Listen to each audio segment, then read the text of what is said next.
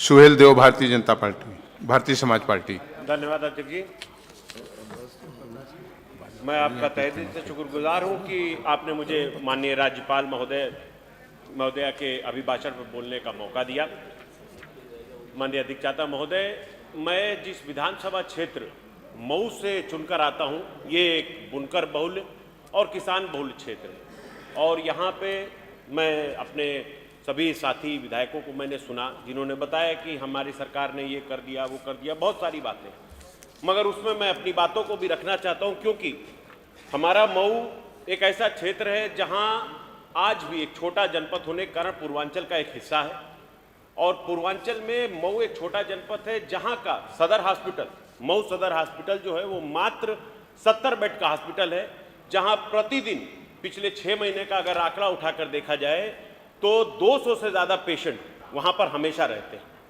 माननीय चेयर से मैं अनुरोध करूंगा कि आपके माध्यम से मेरी ये रिक्वेस्ट हो कि मेरा मऊ सदर जो सीट है उससे दो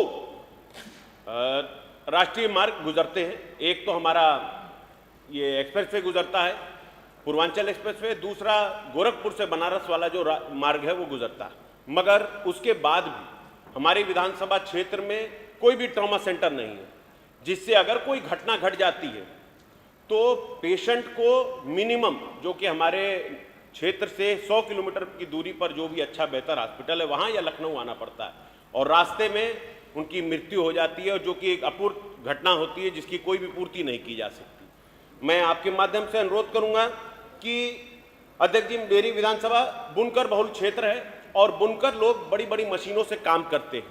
अक्सर ऐसी घटना और दुर्घटना घट जाती है जिससे घायल होने वाले व्यक्ति को इंस्टेंट ब्लड लॉस होता है और जिस कारण स्वास्थ्य सेवा बेहतर ना होने के कारण, मिनिमम जो स्वास्थ्य सेवा भी होनी चाहिए वो भी ना मिलने के कारण वहां पर ये दिक्कत सामने आती है और लोगों की जान जाती है। अध्यक्ष जी, मैं आपसे ये अनुरोध करूंगा आपके माध्यम से कि हमारे यहाँ मऊ का जो डिस्ट्रिक्ट हॉस्पिटल है उसमें ऑक्सीजन जनरेशन प्लांट नहीं है, जो कि आज के समय में बहुत ज़्यादा जरूरी पड़ जाता है, क्योंकि सिलेंडर से सप्लाई होने वाली जो गैस है अगर किसी माध्यम से ऑक्सीजन खत्म हो जाता है तो वो एक बहुत बड़ी घटना का सामना हो सकता है, जिससे कि जान और माल का नुकसान हो सकता है।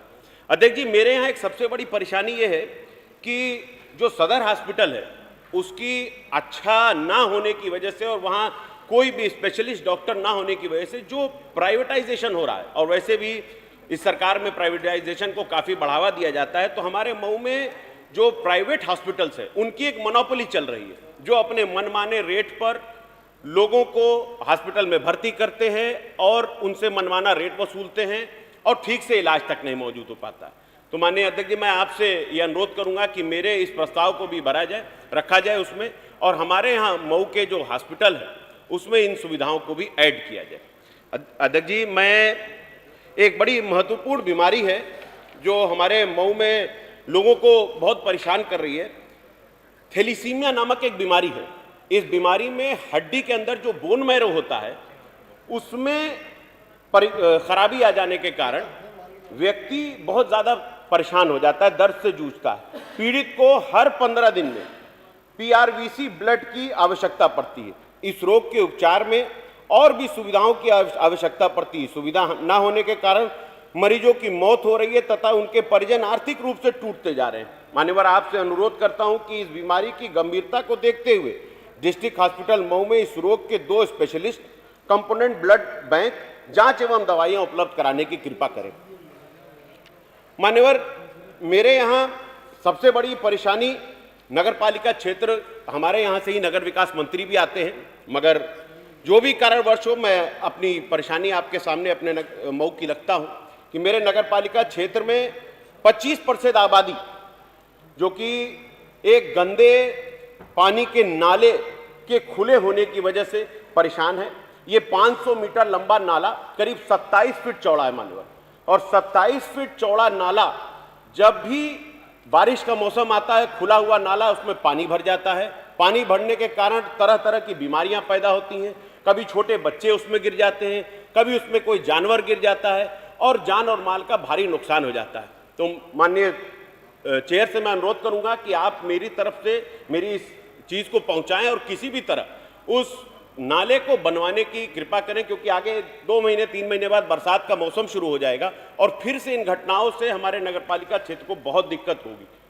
मान्यवर, मेरी विधानसभा क्षेत्र से होकर गुजरने वाले वाराणसी गोरखपुर हाईवे में, जिस पर district hospital, collectorate, police line, SP office, तहसील, विकास भवन, आरटीओ ऑफिस तथा कई स्कूल, कॉलेज और प्राइवेट हॉस्पिटल हैं, वो रास्ता बिल्कुल क्षतिग्रस्त हो चुका है, मगर उस पर कोई काम नहीं हो रहा है। मैं आपसे अनुरोध करूंगा कि उस रास्ते को काम करने के साथ साथ, उसको बेहतर बनाने के साथ साथ उसको 4 लेन में करने की कृपा किया जाए, ताकि ट्रैफिक जाम से और जो परेशानी हो रही है उससे भी लोगों को आराम मिल सके। मेरी विधानसभा क्षेत्र सदर मऊ नगरपालिका क्षेत्र स्थित बंधा रोड, डेढ़कुलिया घाट से खेदूपुरा भदेसरा होते हुए बख्तावरगंज मार्ग को 4 लेन कराना बेहद जरूरी है, ताकि हमारे नगरपालिका क्षेत्र को जो भारी ट्रैफिक है उससे छुटकारा मिल सके। मेरे यहाँ विकासखंड रतनपुरा है। रतनपुरा में विकासखंड ग्राम ठेचा है। पिपरसात में तमसा नदी पर गोदाम घाट के सामने पुल का निर्माण कराना बेहद जरूरी है, क्योंकि लोगों को इसकी बड़ी समस्या हो रही है इसकी वजह से। अध्यक्ष जी, मेरी विधानसभा क्षेत्र में ग्राम गाढ़ा में योगपुर हॉस्पिटल की पुरानी चारदीवारी टूट गई है, जिसकी वजह से आवारा पशु उसके अंदर आ जाते हैं और बड़ी परेशानी होती है। माननीय सदस्य जी, समय देखें। मात्र 30 सेकंड दूंगा सर। आप लिख के दे दीजिए, याद जाएगा। मुझे सर 4 साल में पहली बार बोलने का मौका मिला है। नहीं, आप बोलिए को समझिए, और मेरा तो ये भी नहीं ठिकाना है कि कब तक बोलने का मौका मिलेगा, आप जानते हैं। नहीं, आप बोलेंगे। तो इसलिए मुझे मेरी बातों को सुन लीजिए साहब। मेरे यहाँ सबसे बड़ी दिक्कत एक है कि किसी भी, चाहे वो शहर का इलाका हो या देहात का इलाका हो, किसी भी हॉस्पिटल में डॉक्टर्स की कमी है और स्पेशलिस्ट तो है ही नहीं सर। इसके लिए मैं आपसे अनुरोध करूंगा कि मेरी इन गुजारिशों को आप अपने साथ जोड़ते हुए और सबकी गुजारिशों के साथ जोड़ते हुए मेरी मऊ सदर विधानसभा को भी विकसित करें, ताकि मैं भी अगली बार जब अपनी बात रखूं तो उसके साथ साथ बहुत धन्यवाद माननीय सदस्य। और इसके बाद